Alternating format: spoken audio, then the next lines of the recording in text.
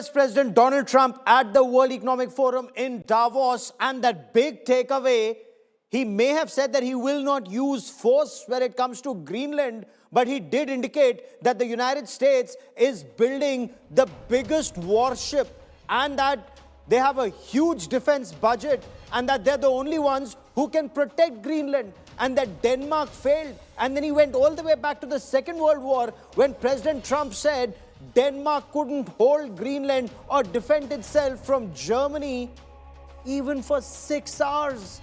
And then the US had to come and hold the line. He, of course, conceded that it was stupid to have left Greenland then after defending it for so long. The fact that the Americans had close to a dozen military bases at the height of Cold War. But he says, I want Greenland.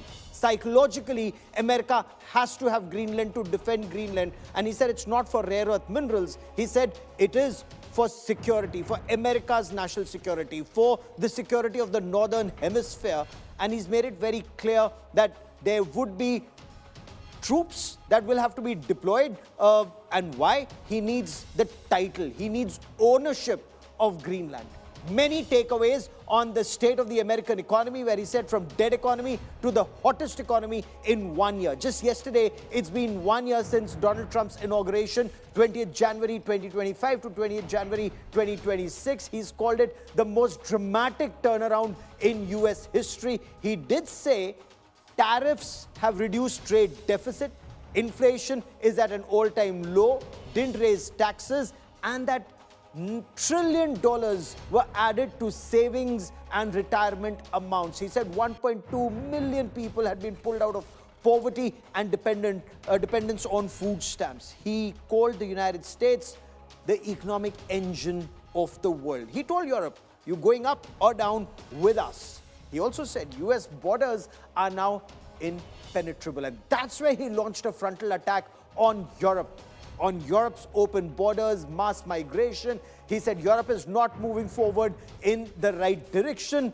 He spoke of the attack on Venezuela, and he said next 6 months, Venezuela will make more money than it did in the past 20 years. He spoke of gas prices coming down to about $2 a gallon, numbers that were unheard of since his first administration. He spoke of energy, how nuclear energy is coming back.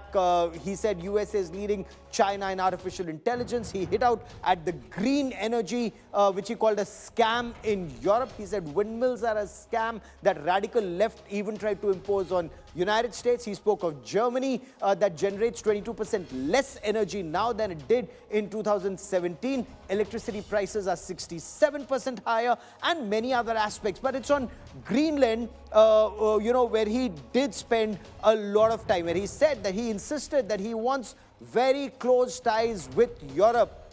But he said everyone must remember, Denmark wasn't able to protect their territory except USA. No power in Europe can defend Greenland. Denmark fell to Germany in just 6 hours. I want you to listen in to what President Donald Trump said on Germany. I'll bring in our guests. We'll talk about it in greater detail. But he described Greenland as that big, beautiful piece of ice. He said he saved Greenland, prevented the enemy from gaining foothold. Now, he says it's his right to have Greenland. Otherwise, he said Europe would have been speaking either German or Japanese. He said they were stupid to give it back, but how ungrateful are people if they're denying him Greenland? Listen in. We want strong allies, not seriously weakened ones. We want Europe to be strong. Ultimately, these are matters of national security, and perhaps no current issue makes the situation more clear than what's currently going on with Greenland. Would you like me to say a few words of Greenland? I was going to leave it out of the speech, but I think I would have been reviewed very negatively. I have tremendous respect for both the people of Greenland and the people of Denmark, tremendous respect. But every NATO ally has an obligation to be able to defend their own territory. And the fact is, no nation or group of nations is in any position to be able to secure Greenland other than the United States. We're a great power. much greater than people even understand. I think they found that out 2 weeks ago in Venezuela. We saw this in World War II when Denmark fell to Germany after just 6 hours of fighting and was totally unable to defend either itself or Greenland. So the United States was then compelled, we did it, we felt an obligation to do it, to send our own forces to hold the Greenland territory. And hold it we did, at great cost and expense. They didn't have a chance of getting on it, and they tried. Denmark knows that. We literally set up bases on Greenland for Denmark. We fought for Denmark. We weren't fighting for anyone else. We were fighting to save it for Denmark. Big, beautiful piece of ice. It's hard to call it land. It's a big piece of ice. But we saved Greenland and successfully prevented our enemies from gaining a foothold in our hemisphere. So we did it for ourselves also. And then after the war, which we won it big. Without us, right now you'd all be speaking German and a little Japanese, perhaps. After the war, we gave Greenland back to Denmark. How stupid were we to do that? But we did it. But we gave it back. But how ungrateful are they now? So now our country and the world face much greater risks than it did ever before because of missiles, because of nuclear, because of weapons of warfare that I can't even talk about. 2 weeks ago, they saw weapons that nobody ever heard of. They weren't able to fire one shot at us. They said, what happened? Everything was discombobulated. They said, we've got them in our sights. Press the trigger, and nothing happened.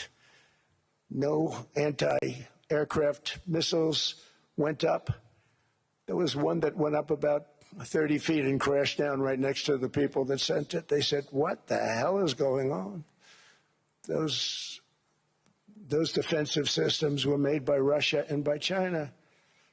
So they're going to go back to the drawing boards, I guess. Greenland is a vast, almost entirely uninhabited and undeveloped territory.